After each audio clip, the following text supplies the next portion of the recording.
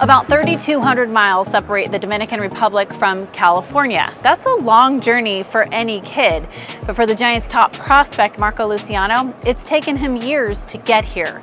Now in Sacramento with the AAA River Cats, the 21-year-old is one step away from his final destination.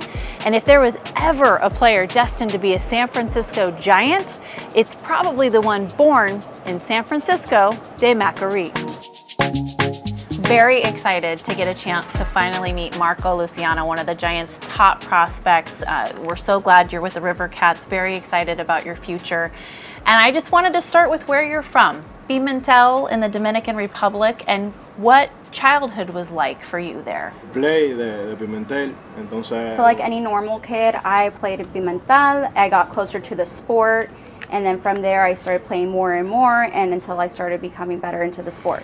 How were you introduced to baseball? What do you first remember about being introduced to the sport? Was it a family friend, a family member that introduced you to baseball? Mi papá me explicó eso hace... So my dad told me that growing up, I'd always come closer to the field, and the more and more that I'd be around is that when I would start playing and I'd be around that environment. Growing up in the Dominican Republic, there's so many great players in Major League Baseball from the DR. Who did you idolize? Who were your heroes? Mi familia principal. So growing up, it was my family, but then going up into the Dominican Republic, Edwin Castillo, that's the hitting coach, was around there, and I would go around him. He had a great season of batting, and I would go out there and practice batting with him. I want to ask you about your journey. And you are drafted in 2018 and immediately have to have surgery for a hernia. And so you get started in 2019, then you have COVID. So each time you start to go, you get stopped, and how you dealt with that, how that affected you. The first time, the surgery didn't really affect me much because I was out for a month. After that, I rested for the month and I continued to play. In 2019, you hit COVID. Now, I know you got to come to Sacramento for the alternate site, but mentally, for baseball, a routine is important.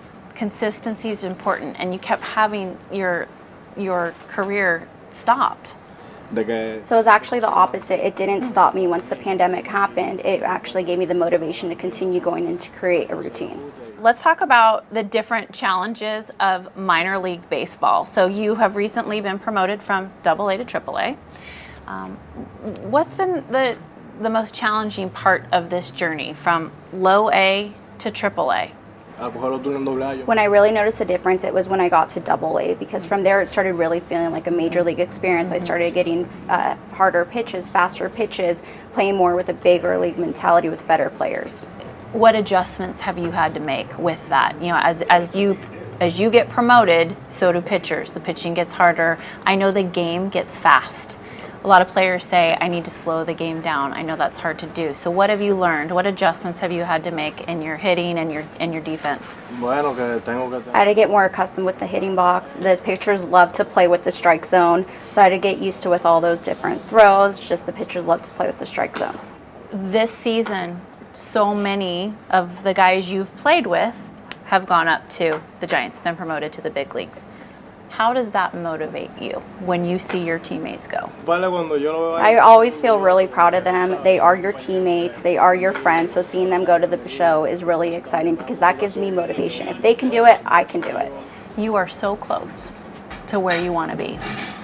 How do you stay focused, though, on the job you have to do here? Just giving them the best that I can, giving them everything that I can do is giving them the best that I can do. Continue listening to the trainers and continue listening to all the coaches.